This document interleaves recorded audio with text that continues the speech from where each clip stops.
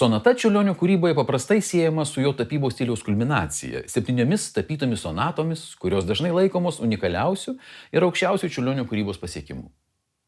Bet tai bus dešimtmečių vėliau, o studijuodamas Varšuvos muzikos institute, jaunasis kompozitorius turėjo valdyti šią pačią kompleksiškiausią muzikos komponavimo formą.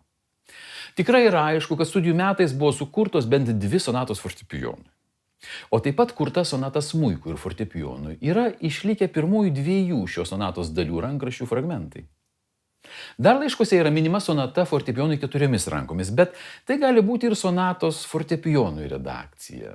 Kiek vėliau Leipcige sukurtame styginių kvartete ir uvertiūroje Kęstutis, Čiurlionis toliau plėtoja tradicinę sonatos formą.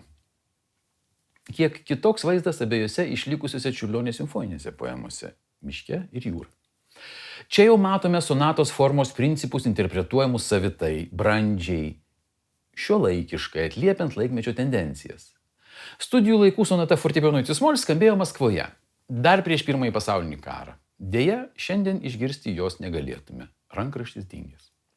Tad sonata F-dur išeina yra vienintelė išlikusi Čiurlionio sonata, o taip pat istoriškai pirmoji lietuviška sonata fortepijonui. Ką iš jos galime suprasti apie jaunąjį kompozitorių?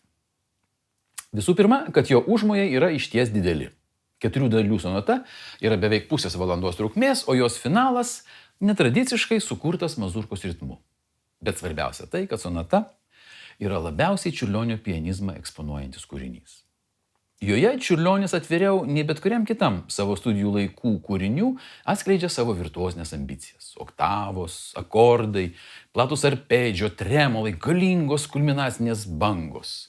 Išties įspūdingas romantinis polėkis. Dera pastebėti, kad kompozitoriaus virtuoziškumas ir komponavimas šioje sonatoje yra labiau vokiško tipo, šumaniškai bramsiškas, o ne Šopeno Listo laikų virtuozų. Jeigu nori parašyti sonatą, turi ištirpti joje, patarė Čiurlionis savo bičiuliui Moravskiui. Išklausykime pirmosios lietuviškos sonatos pirmosios dalies. Kompozitorius pažymėjo ją allegro moderato. Štai taip Čiurlionis pasineria į sonatą.